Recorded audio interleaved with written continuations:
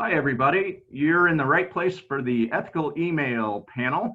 We'll get started in just a couple minutes here.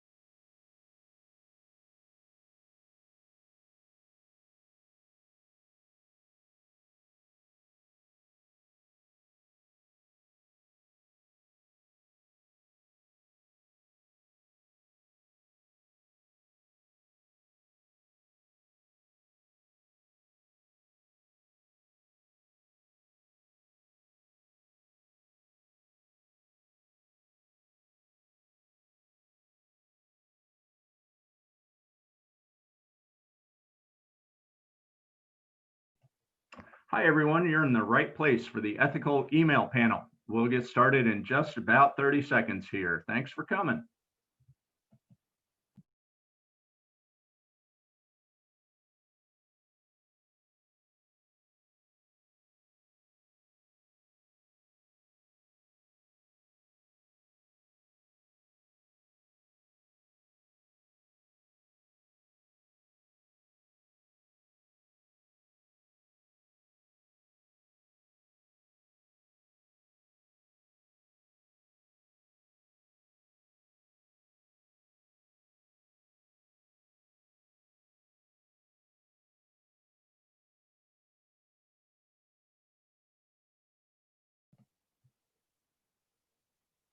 Okay, good morning, everyone. I hope you're here for the ethical email, avoiding the tragedy of the commons panel. If so, you're in the right place. And we have an awesome panel lined up for you today. My name is Will Easton. I work at the Mozilla Foundation. I'm also a volunteer with the Netroots Nation organization as well. With me today are Murshid Zahid of Megaphone Strategies, Lauren Miller of Senator Warren's office, and Amy Chinlai, who is with Action Network, one of the best email platforms out there. Our format today, a couple of kind of housekeeping announcements. First of all, go ahead and drop any questions in the Q&A. That's a little button down at the bottom of your screen there. Our good friend Caleb is watching the chat section, and we'll try to answer questions in there. In just a minute here, I'm going to post an open Google document that is a resources guide for this panel. And if you have any suggestions to add to that panel, to that document, please drop them in chat, and I'll be adding them as we go along. Our format today, we're talking about a subject that touches everyone's heart, what's in your inbox. And so our format is going to be sort of a question and answer, where I'll throw out some of the questions that we discussed in the session description and get answers from these experts. So let's go ahead and get started.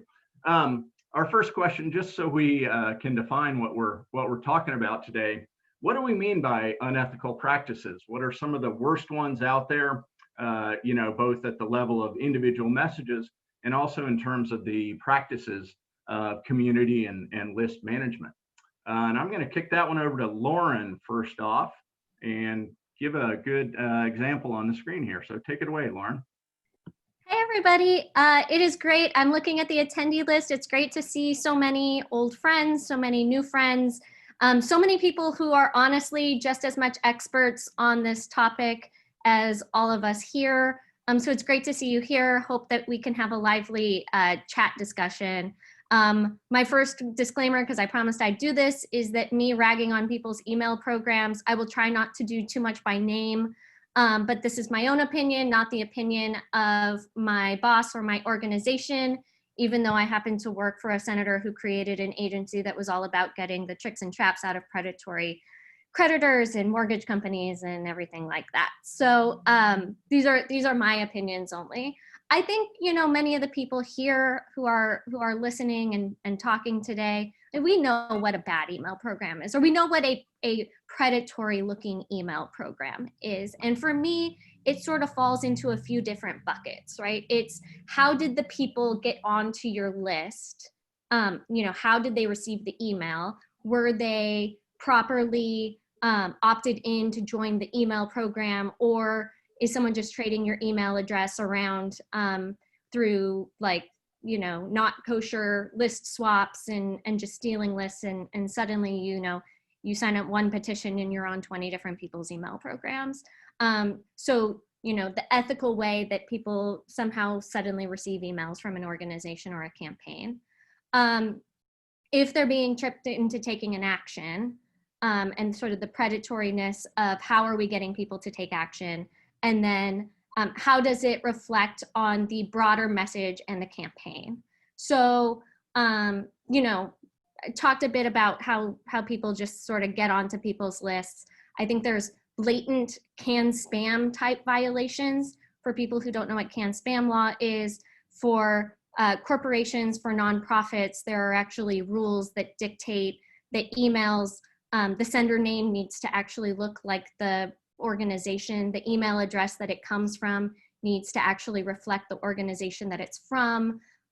There's no sort of disguising who the organization is or what you're receiving the email for or what you're being expected to do. A can spam violation can be making it hard for people to get off of email, unsubscribe, to get off of the email list. That's both hiding the unsubscribe link at the bottom of the email, getting to the page and it being impossible to get off, and even after you filling it out, not getting off of the list. These are all sort of in every world except for politics, where there is an exception to the can spam rule. You know, these are rules that everybody else has to follow. Sort of the predatory nature of tricking people into taking action. I think we know that, you know, emails that look like they are a bill, that say that you are past due on your donation, that your account is delinquent, that you will no longer be a member of an organization if you don't renew your membership to an organization that you never donated to in the first place. I think we have to remember that a lot of people who join email programs, the people who donate are often, you know, your grandma or your mom, or, you know, the little old lady who wants to feel like they're a part of, you know, the political process, but can't go out and knock doors in a normal world. And tricking these people into thinking that they have to donate, you know, that's against what we stand for as progressives, as Democrats. And letting people, you know, forcing people, tricking people should not be what we stand for. And then I think like the fear-mongering nature of some of the email programs, the all hope is lost, you know, we're doomed nature of email programs. And I understand that some people think that this is a really successful email tactic, that just, you know, telling everybody that we are going to lose every election, providing fake information that, like, you know, Democrats lose control of House, Democrats have no shot at the Senate, Democrats will never win the White House. Like, that might scare some people into giving money, but, you know, is that hurting the overall message of the campaign? You know, is it, sure, someone might give money, but are people less likely to sign up to volunteer or to donate to a campaign because you're telling them there's no shot in hell for them to win? Like, that's problematic. And if everybody is doing it, if everybody is saying that Democrats have no chance, are we hurting our chances as a party, as a progressive movement, to be making real change in an organization? So I think the challenge here is that, you know, we have some increasingly predatory actions in email programs. We have people who say, but it raises a lot of money. And so, you know, I don't really like the nature of my email program, but, you know, it raises a ton of money, so we're just going to go with it. We'll plug our nose and cover our eyes and just go with it because it raises money. And it's also really hard to track things that aren't related to just like how much money is coming in the door, right? Are you focus grouping people to know that, you know, yes, the email got them to raise a bunch of money, but like overall it hurt, you know, the nature of the campaign and the movement as a whole? Like, these things are very hard to track.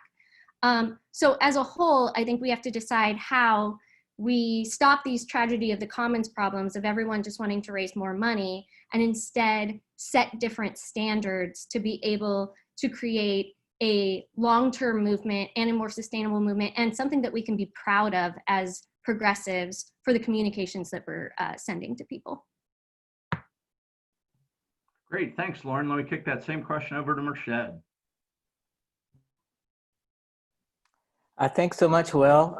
Thanks, Lauren. It's always beyond impossible to follow Lauren. It's a tough act to follow, but in terms of, uh, I, when I thought about this question, I actually went back last night and looked up the definition of unethical. What does unethical mean? And since we don't have any legal parameters here, according to Merriam-Webster, ethical is something that's not conforming to a high moral standard, and it's morally wrong. And we know when we see it. And I want to refer to a couple of specific, some few specific examples, and I just found them out through my inboxes, looking very, very quickly, like late last night. This first screenshot you will see, this was from a group, I don't know who they are. It's from info@traindemocrats.org. They're sent it by Blue State Digital on August 6th. The subject line of the email was postponed, all caps, question mark, exclamation point. Trump just ruined the 2020. And there, response needed within 3 minutes. Merced, should the 2020 election be postponed? I mean, they're just beyond no doubt that this email is just repulsive. It's morally wrong. It makes no sense. It's, that's one. Another example that I will give you, this really gets back to the issue of substance. The second example, this came from Speaker Nancy Pelosi's personal, her campaign email. Although on the subject line, it's personal, it's clearly from Speaker Pelosi. Subject line, she's speechless. And she sent this on June 24th. Speaker Pelosi sent it to me. And she's telling me that the President of the United States is blocking vote by mail on June 24th. And here's the line that is interesting. She says, again, this is Speaker Pelosi's word, 25,000 grassroots donations before midnight to expand vote by mail, get every Democrats to the polls, and defeat this president once and for all. Obviously, that is just a lie. That's not going to happen, because if she was really concerned for vote by mail, she would be in Congress right now, canceling recess, calling in the Postmaster General. So that email is just a lie. So that's immoral. So those are two examples in terms of substance, right? And then there are a few other examples that Lauren had mentioned some of them, but we have seen some in recent last year or so.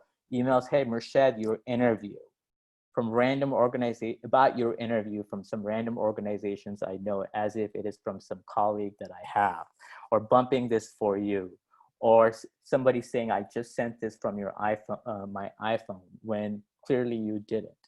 These are all deceptive, and they just don't conform to a moral standard. And I really want to emphasize what Lauren said. We are here as progressives, and core values should mean something to us. And that really goes to the question of what ethics or unethical means. Awesome, thank you, Merced. Let's take the question forward a little bit to solutions. So what can we do about it? What power does the individual subscriber have to discourage these practices and keep email healthy as a channel for all of us to use who do it right? Amy, would love to hear your thoughts on that one. Yeah, so I think the sad part is people wouldn't send these emails if they didn't work. If they weren't achieving something and some of their goals, then they wouldn't send them in the first place. So as subscribers, we need to stop these emails from working. We have to hit the spam button, which I know is a scary thing, that the email provider is saying hit the spam button, but that's what you have to do. You have to not donate, you have to not volunteer. We have to stop them from thinking that this is effective. By doing that, we influence their deliverability overall if enough of us do it. And at the end of the day, that's going to keep people from doing these practices, hopefully. And I think on another note, we as progressives, we have to hold ourselves to this moral standard. But But also the world is scary enough without scary emails. No one needs this in their inbox in order to actually feel like they're making a difference. So we need to actually encourage people to move up the ladder of engagement, to volunteer, to donate, and we do that by sending positive emails. Thanks, totally agree, Amy. And I'll share a bit of an anecdote of the Danny O'Connor special election example that I showed as our first slide there. Well, this is a local congressional district here in Ohio 12, and I'm politically involved. I give to Danny, I go to his fundraisers. He's not running this time around, Elena Shearer is. But I mentioned to him, and this is something all of us can do too if we're at fundraisers and everything, to actually talk to the candidate and say, I think your email program is trash. It's really, and I'd gone out on the doors for Danny, and the second door I knocked on that Saturday morning, somebody said, I sort of like him, but he's sending me these horrible emails. And I sort of shook my head and went, I know all about that. I tried to still get the voter to vote for him, but it has costs. But we can speak up against those, as you said. The spam click is a big tool we all have there, and to not donate in response to this stuff, because it will keep coming unless we reduce the effectiveness of it. So let me take it up just a level and see, across the email ecosphere, industry, whatever it is you want to call it, are there any professional associations, codes of conduct to help try and discourage some of these abusive practices? And I think I'll toss that one over to Lauren. Sure. So look, if you follow me or perhaps like some of the Bernie folks on Twitter or whatever, you know that like this has been a long-standing conversation. If you're on any of the progressive practitioner, listservs, this comes up fairly regularly. And, it's not a new conversation just in 2020. It is a problem that has been going on for a very long time.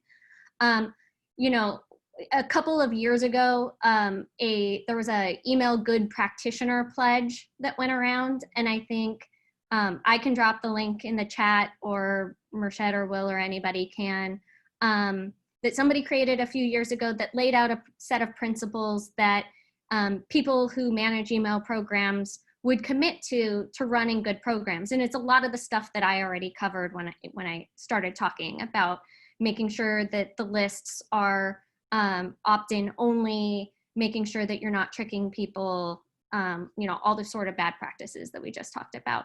The problem here, and I come to this as somebody who I work for a boss who is always trying to figure out how the enforcement mechanism of a law works, and how we can hold people accountable to it. The problem is that a pledge is only as good as the enforcement mechanism behind it. And it's exactly why the name of this panel is A Tragedy of the Commons issue. Firms themselves or email writers themselves are not going to alone hold themselves accountable, especially as Amy said, these emails do work, they do raise, they raise money. And so a lot of candidates, you may go knock on the doors and say that, I hate the email program, but most candidates' response are, yeah, I don't like my email program either, but this is what I was told I had to do, and it's bringing in a lot of money, so what choice do I have? This is just what I have to do. So we really have to figure out the enforcement mechanism. And for me, it's sort of three different ways, right? An email writer can sign this pledge, but to be honest, virtually all Senate campaigns, for many years as Elizabeth's as Elizabeth's digital director, I was the only Senate digital director who ran my own email program. They're all run by firms. And so a 22-year-old at one of these consulting firms that runs the vast majority of email programs can sign the pledge, but really it's the firm as a whole that needs to be held accountable, that needs to sign the pledge that they're willing to do it.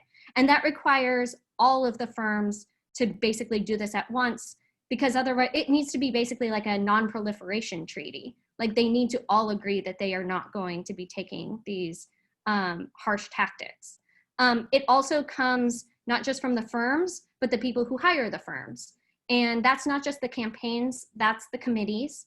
right? A lot of these campaigns, the top tier House races and the Senate campaigns, when people start a campaign, they go to the affiliated committee and they say, who should I hire? And there's a list of recommended firms.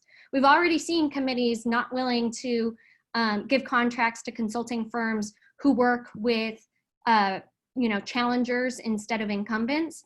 This is, the same sort of policy needs to exist with digital firms, with email firms. If they take predatory practices, they shouldn't be on the list of firms that everybody is recommending. So it's accountability for the firms, accountability for the committees. And frankly, honestly, I will say that the email service providers also need to do a better job of holding people accountable to the terms of service. I have been running email programs literally since the Stone Age of email. I've been doing this for 15 years. There's not many of us who have been around that long. And frankly, 10 years ago, when I was working for one of the email service providers, I think people held the lists that were being run on their email service, their email servers. They did a lot more due diligence about where the lists came from. And I think nowadays with list swaps and sort of sketchy opt-ins and everything, like I don't think we do as much to hold them accountable. And I think a lot of that is that there's a consolidation of the tools. There's not as many email systems out there. There's also a consolidation of the consulting firms. And most of the consulting firms that are out there have a preferred platform. So, all of said consulting firms are on the Blue State tools, or they're all on a Reaction, or they're all on Action Network or whatever. They sort of have one tool set they really prefer.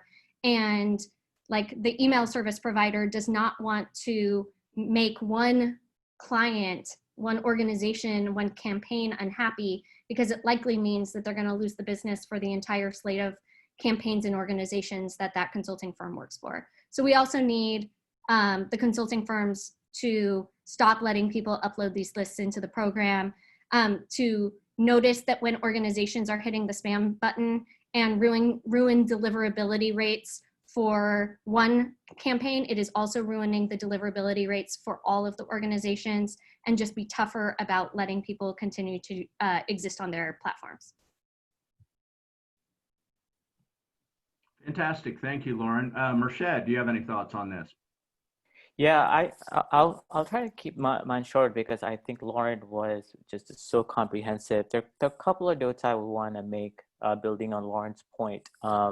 Is there is no enforcement mechanisms in place. But that said, if there was any point of light, I want to mention something that was really helpful to me when I was at Credo, where we had an amazing email program. I see Josh Nelson is in the audience, who was just one of the drivers behind it. When we were at Credo, there was some of us, our good friends at some of us, released a style guide. It was a style for how progressives should write emails. It was just one of the most comprehensive things that I had ever seen, and it was really helpful in terms of how we message, how we write, how we are sensitive. That's true to core progressive ideals. I think it may not be a bad idea for a progressive organization that has good leadership at the top to attempt to come up with something like that in terms of what does strong, good, ethical email program looks like, do's and don'ts. Forget pledge, but just strong recommendations, and then have the leadership of the progressive organizations itself push it. I think what Lauren said is really important, because it has to come from the top, not just the folks who runs emails program. It worked for Senator Elizabeth Warren because Senator Elizabeth Warren personally believed in it. She powered Lauren to run the program that she ran for over a decade to become a gold standard. That's why it worked. But there's not a lot of Senator Elizabeth Warrens out there. But I think it also worked for Bernie Sanders because Senator Bernie has an amazing team at the top, as well, the best email writers, right? So that's why those two are the gold standards. And same with progressive organizations like Move On, Credo over the years, Demand Progress, DFA. they've had strong leadership at the top, but they've had new leaders now at those places. I really think it's imperative for those leaders to be proactive and talk among each other and see how they can solve it. Because if there's no leadership, it's going to head towards the tragedy it already is. Yeah, totally agree with you, Merced. And on a side note there, the calls for a certain candidate on the progressive side to turn over their email list to another, let's say the nominee, really rang strangely with me. You can't do that because email is a permission-based ecosystem, and you can't just turn over a list. You can't just buy a list. And I wish more folks would understand that. But let's continue on the sort of points of light theme here, and see, what would you say, Merced, in terms of some recommendations for not just treating your subscribers as a list, but more of a community, and helping move them up the ladder of engagement to donations and volunteering and all those good things we want to get from them? Sure thing. I just shared that style guide that I was referring to in the chat. So in terms of how do you build community, that is really a great question. And I will keep it simple. I'm going to give you 3 tips. And again, they may sound really obvious, but I think folks forget when they're practicing. The first one, and again, this is obvious. Treat the recipient of your email on the other side like an actual living, breathing human being. Treat, Lauren mentioned there are a lot of old folks. I always wrote email. I'll share with you a story. Like when I showed up at Credo and into my daughter's schools, my wife's colleagues came up to me. He's like, "Oh, so you are Merced. I get emails from you." So that's that's hyper. Your family's reading it. Your friends are reading it. How would you want your name associated with it, with the person that? And think about that person. Would you want to lie to that person? Do you want to send something to that person that treats them like dirt? So that's number one. It should be a real person who's looking forward to getting a note from you. Number 2, this builds on the first one. Be honest. Have a basic moral compass when you're writing this content. Ask yourself, is this okay? Is this, when you're providing them with facts, when you're providing them with assertions, offer citations, offer footnotes. It's okay. Email is sometimes, for some folks now, email is going to be the only medium. We know they're gutting the postal service. So email might be one of the few ways to get information. So give them that information. And obviously for advocacy emails and for fundraising emails, I've been around for years, right? In our world, we call the theory of change. Like when you are making the case for somebody to take an action, whether it's to sign a petition, whether it is to make a call, whether it's to show up at a rally, or whether it is to give money, go somewhere, sit down, spend 20 minutes, write a sentence or 2 that lays out why that person should take that action. Work a little. Those 3, and then you will build a community that way. Sounds good. Thanks, Merced. Lauren, your thoughts?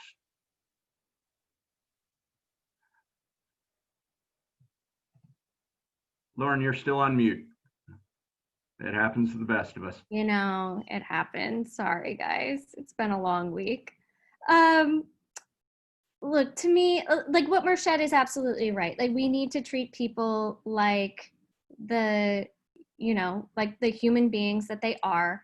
Understand, like if you have looked at the statistics of your donors, if you look at the occupation data as it comes in through ActBlue or whatever it may be, you will see that these are very largely seniors. These are retired folks. These are real human beings who have decided to trust you to get information for your organization. And they deserve to be treated with respect. You know, I just sort of think if we're going to talk about like the nature of the churn and burn tactics, like it ultimately comes back to how we decide to staff these organizations and how we decide to run email programs as a whole.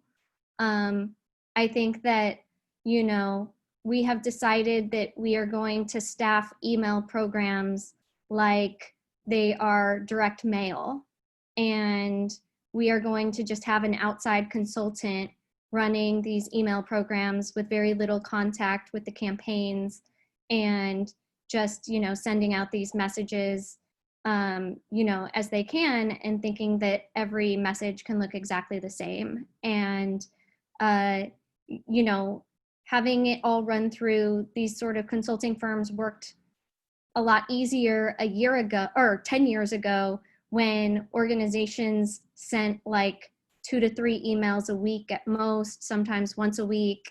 And, you know, they were high quality messages, highly tailored to the content of the organization and the campaign. Nowadays, organizations are sending 3, 4, 5 emails a day, sometimes more. At end of quarter, you see 10 to 12 a day. And just the, you know, the nature of the program. I mean, email is essentially a combination, like on a campaign, email is the meeting point of communications and fundraising. And for every other organization in a campaign, like in the communications department, you know, an organization starts, you're a press assistant, you're a press secretary, you're a comms director, and then you become a consultant after you've done this work on campaigns. In finance, you're a finance assistant, you're a finance director, and then you become a consultant. In email, we've just skipped and said that that digital directors will run social media, they'll write tweets, but we're just going to send email out to firms to be able to run the program. And that means that these firms, like if you're having to write 4 emails a day for lots and lots of clients, there is a large scalability problem here. And it means that, you know, organizations, campaigns are willing to spend, you know, and sometimes just a few $1,000s a month to run an email program. That means that an organization, that it means a consulting firm has to get lots and lots of clients in order to pay the bills. It means they have to spend as little time on a messaging program as possible for it to work. It means they have to staff it with entry-level people making as little money as possible for it to be at all financially feasible for this organization to work. And it means that we just have email tactics that become more and more desperate. So, you know, we need to make investments. We need to like convince campaigns that they have to spend more for this, for these services, that it's not just like a $3,000 a month retainer and they can have a quality email program, that we need to be spending more, but you'll get a better quality out of it. We need to do more staffing in-house. Doing that requires us to have a better training program and a better pipeline of people to get into these programs. The failure of existence of the new organizing institute to be able to train people to take entry-level jobs, to be qualified to do this, to move up the organization, has caused a huge problem. You know, we just have to make investments and hold ourselves accountable to the programs being better.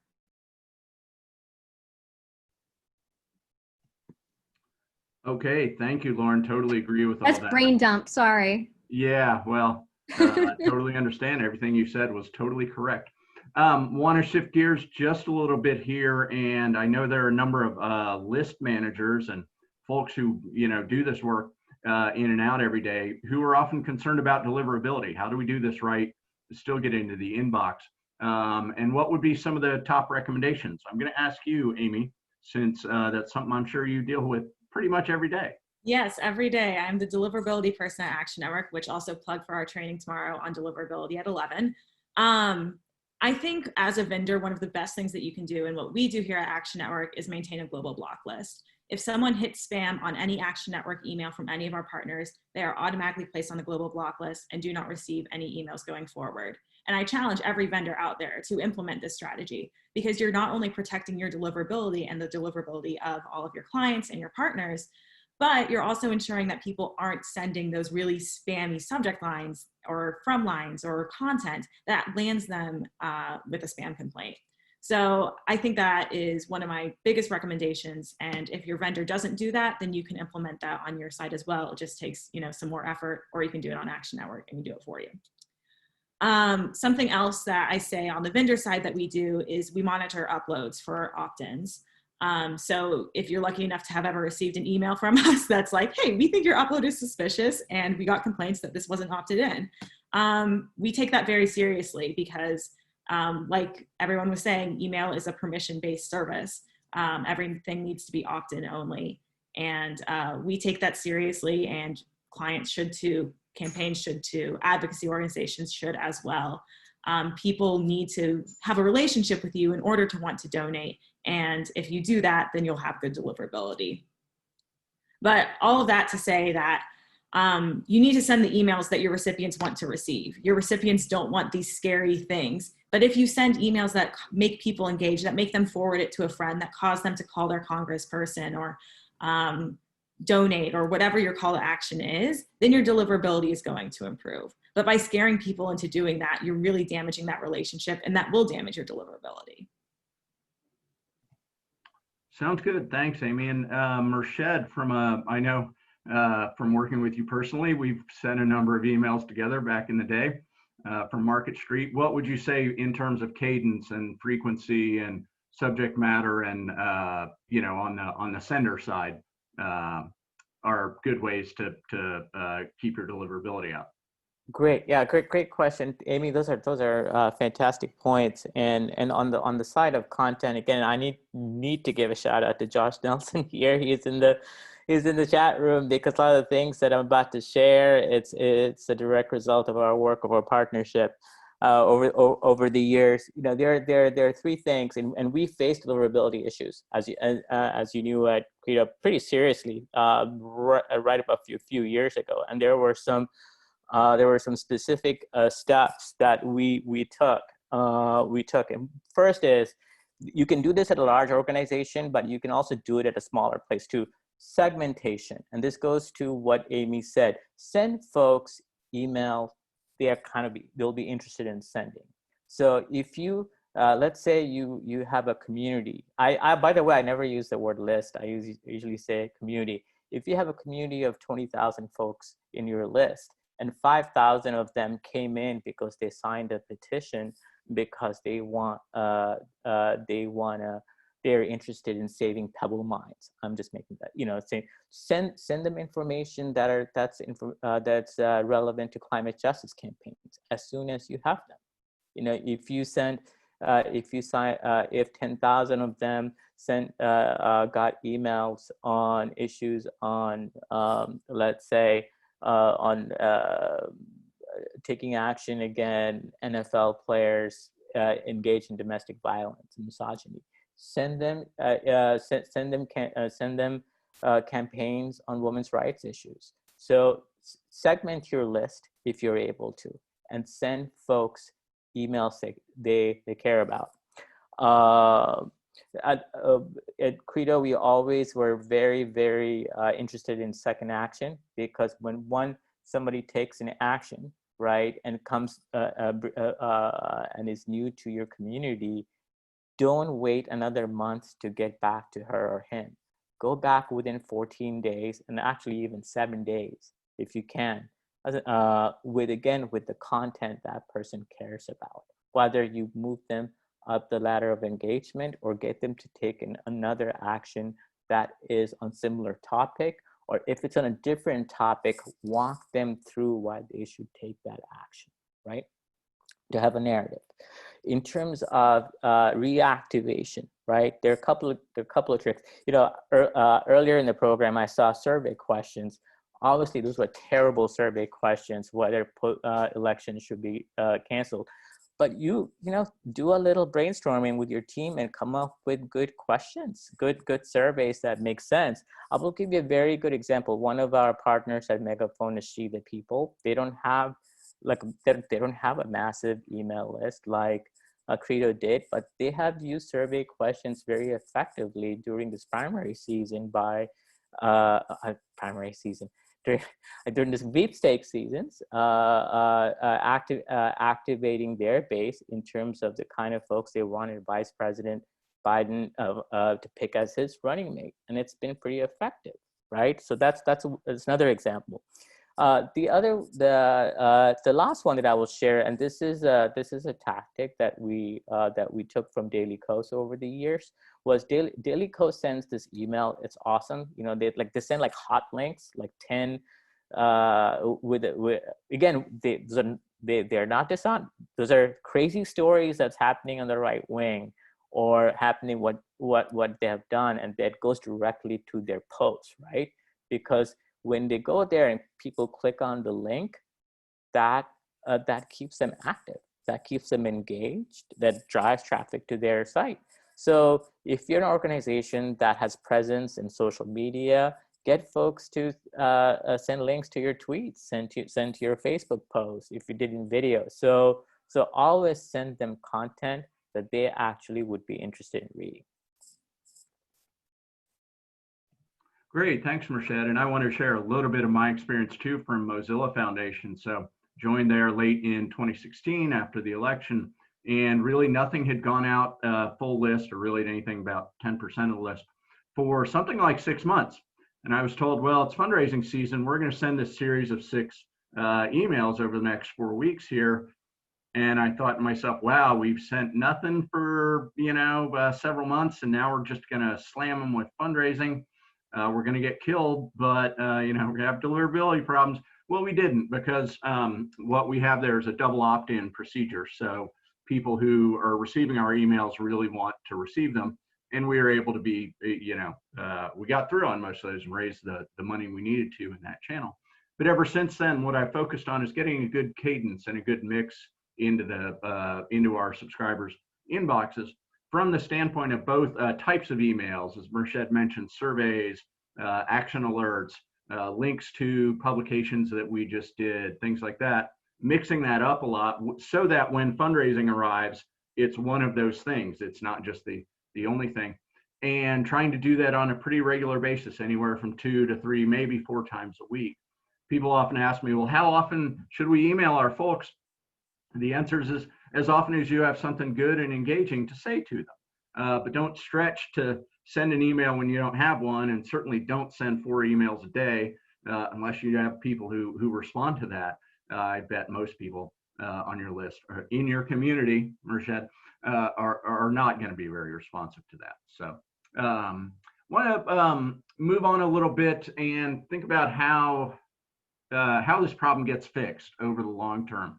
That is, what's the best way to discourage this short-term thinking that leads to all this churn and burn and these tactics? And how do we support a longer-term view of our subscribers, our community, and their lifetime value, not just as donors for the money, but as volunteers and so many other things that a more grassroots movement is going to depend on. And let me throw that one at you, Lauren, because I know you guys do things real well over. Well, so, I will admit that, thinking about the long-term health of the list is difficult, particularly for campaigns.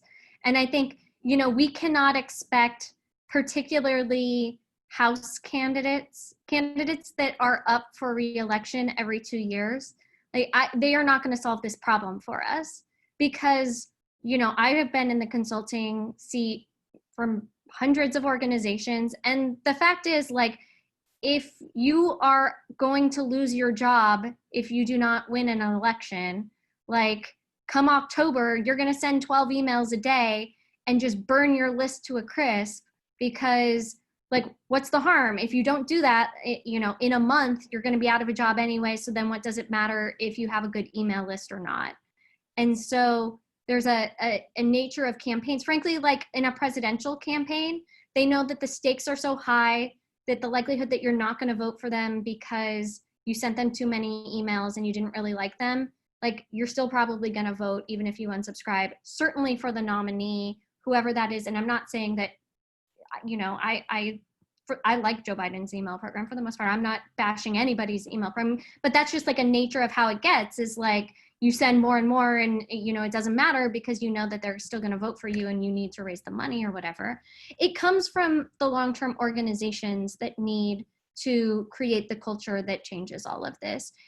Organizations that exist beyond just one election cycle. That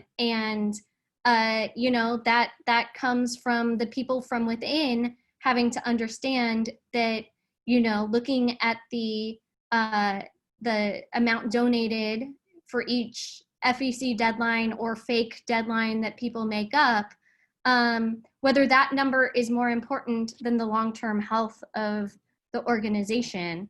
We fundamentally have to change the way that people run these organizations think, so that it's not just about the constant sugar rush of money. I know people have asked questions, in the chat of like, what do we think about matching gift offers and what do we think about these deadlines? And the reality is, like, deadlines work really well, even made up deadlines, which is why every campaign that only has a quarterly FEC deadline still has an end of month deadline and sometimes a mid-month deadline, and they make it all up because turns out everybody is a procrastinator out there and wants to, give by midnight of a certain day. And a match, I think that matches should be used more sparingly than they are. I also think that 99% of matches are complete BS, that there is not an anonymous donor behind them who is giving money. The most ethical of organizations will have just taken a high dollar donor check that was coming in anyway and claim that that's the match. But even those are just really BS, like it doesn't exist. But these are organizations that are just operating on sugar rushes of constantly wanting the one email for this month to work as the best that it possibly can. And I get that. The problem is, eventually a sugar rush runs down, and, the random bolding that worked 3 months ago does not work 6 months later. Like the blinking gifts, whatever it may be, it all eventually sort of wears down your tactics, and people eventually get sick of it all. You've all read the unsubscribe comments, which I have, they're all, I received too much email, I received too much junk, it's all garbage, which eventually means that your organization is having to spend tons and tons and tons of money on acquisition.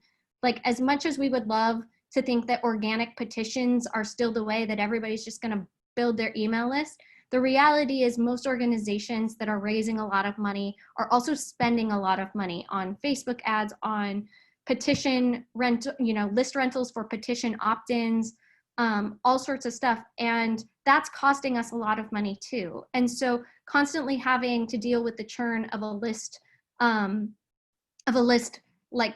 just completely opting out and having to constantly find and feed new names to be able to keep the program going is also not a healthy sign of the list. And we have to understand that as well. So again, to what I said with my giant brain dump, it requires a change in how we force consultants to operate, the amount of time and effort and quality that they are putting in a program, and understanding that having, long-term donors who are giving, whether it's in monthly donations or just repeat donations, that having a bought-in email program that truly believes in your organization or your campaign and what they're doing is, as important as just, raising more than your competitor each month. But that's just a change in how people's brain works that we're not there yet, that we need to get to. Great, thanks, Lauren. Totally agree. Amy wanted to get your thoughts on changing the mentality that leads to these practices.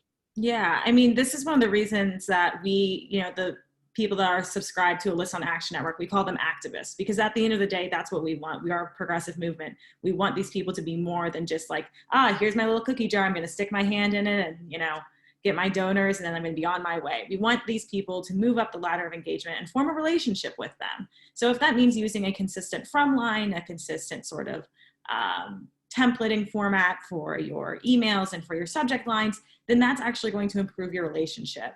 And like Lauren said, this change is probably not going to come from the House candidates, because they're trying to make their list get elected every 2 years. This is going to come from the consultants. This is going to come from the committees. This is going to come from those organizations that constantly have to raise this money all the time. And honestly, this might sound kind of harsh, but if you can't write an email that's not predatory, then you need to be a better email writer. Totally agree. I see lots of nodding heads, especially Lauren. Right. So there was a question in the chat earlier about sort of how can you achieve good results while staying true to ethics and all the things we're talking about today. And I think it's not too difficult, you know, to write intriguing but accurate subject lines, to keep it short but to the point, and good calls to action, all that stuff. I know there's some other panels. I think, Amy, you're on one. There's some deliverability side of things, also some email composition and writing good emails going on here at Netroots too. So urge everybody to check those out. One of the tough challenges, of course, is growing your list, right? Organic petitions, great, good source, but a lot of times you have to work with other people to do that. And we've seen lots of these list purchases and rentals and things like that. Those don't strike me as very effective, but I wanted to ask you, Merced, what have you seen out there in terms of good practices, especially on the one-to-one swap between two closely aligned or loosely aligned organizations? Yeah, I mean, I think this is where things are different now than it was 2 years ago, 3 years ago, as Lauren had alluded to. And certainly dramatically different now than it was 10 years ago. I do think in terms of, in my opinion, for a one-to-one swap to work, it really has to be between two organizations that are closely aligned with your values, that share your politics, that share your political DNA, so that when you are doing a one-to-one exchange on a campaign, ideally it should be a not ideally, you know, logically, it should be a campaign that your organization wholeheartedly believes in. You know, if that's not the case, a genuine one-to-one swap is not going to work, and it's not going to be worth those few extra thousand email addresses that you do to grow your community, which is, it's not going to be a real community, right? And there are, I think there are a couple of entities that are out there. If I were to engage in like group swaps, that I think does really well, and I believe they use Action Network as well. You know, I want to give a shout out to my friends at Social Security Works, Alex Lawson and Michael Phelan. You know, they are gold standards in terms of, you know, they're organizers at heart. They're progressive organizers. So they get the like-minded organizations in one place and push an action with a concrete theory of change. I think Daily Coast does a really good job too. You know, they are absolute pros when it comes to this. Those were the folks that I would have, Josh and I will look at when we were always very selective about where we did swaps, and or if we ever did swaps, but we only engage in campaigns that made sense for Credo's narrative, Credo's core objectives. So that's sort of my takeaway on that front.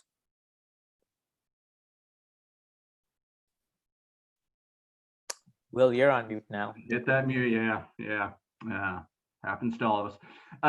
And just to follow up on that too, I've seen a few good examples. These are not ones where organization A gives a CSV file over to organization B, and organization B sends to those addresses. You really can't do that.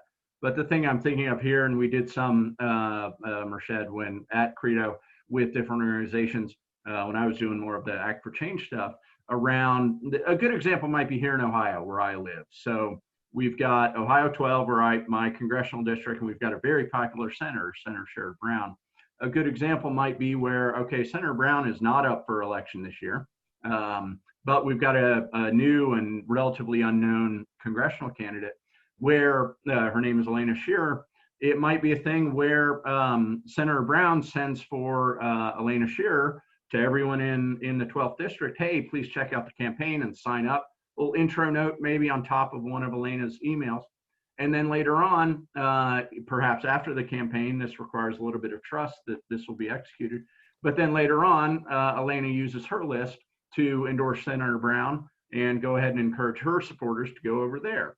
That one-to-one chaperone stuff, I think, can really work well. And with an introductory note and a clear opt-in on the destination site where you're going to sign up for Senator Brown's email or whatever, those can work really well. So I'd encourage folks to go ahead and try those out.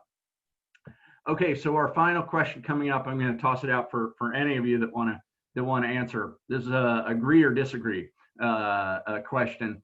An engaged email list, engaged community is often the most valuable asset that a nonprofit organization owns. Lauren, did you want to take that one, or Merced? I'm going to throw it to Merced first. Yeah, I believe so. I think it's for any nonprofit organization or any organization, if you're trying to push for a cause, if you're trying to push for an issue, and if you're trying to advocating for something, you want to have a community behind you, right? I mean, that's what progressive organizing is about, right? Creating unions, creating power, and then building a community is the best way to build a power. And I think an engaged community of just even 5,000 people or even 1,000 people who are constantly taking action is so much more powerful than the vanity metrics that you will see on somebody's press release that say, oh, I have 150,000 people in my network. No, you don't. You know, you just don't. But that's why I think it's incredibly important. Those are the folks, once they're bought in, they will give money over and over again. But more importantly, they will be there for you when you're trying to push something, when you are under attack from the right-wing media infrastructure or whatnot, and you need help. They will defend you. And in a place like Credo, yes, our email community was an incredible asset for marketing purposes. To sell a product, but that only happened after we took incredible pains to sort of build them into a community, which goes back to the practice of my former boss. I have to tell her name, Becky Bond, right? She sort of established that. I will just say in my very quick answer on this issue is, look, every organization is different. Some organization may have spent the past 20 years building a juggernaut of a direct mail program, and maybe right now that is more powerful than their email list. And I'm not going to say like that is not the case.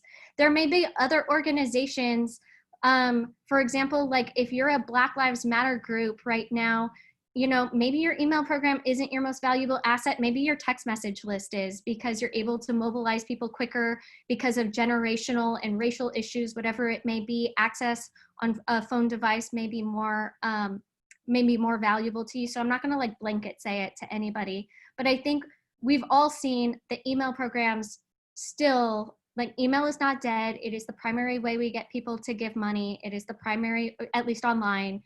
It is the most powerful way we can get people to take action. And so, you know, yes, we should make the investments in text programs. Yes, we should invest in social media, especially as a means of bringing people into an email program.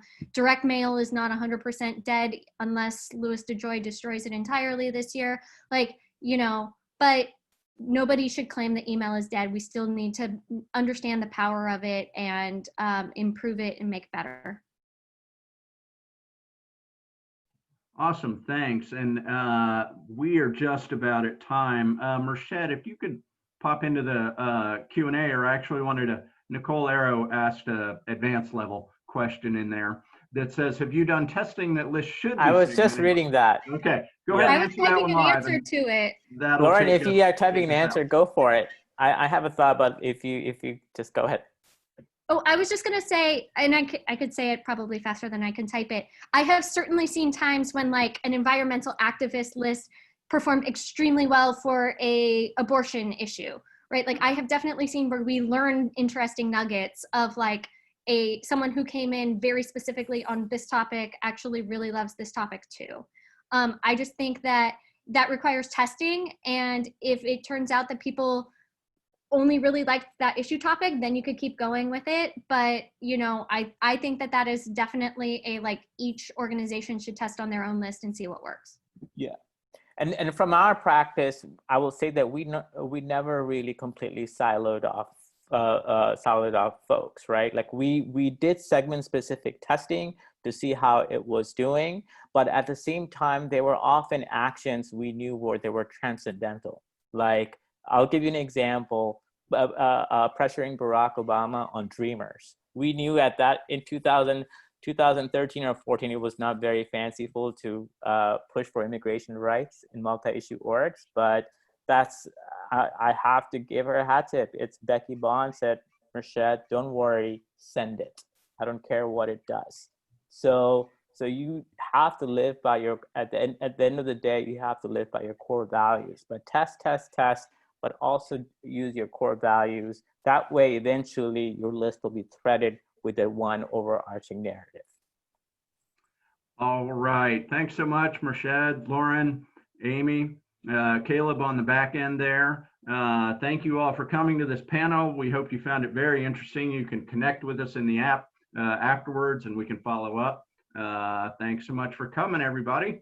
And we're out of here. Have a great day and the rest of your Netroots.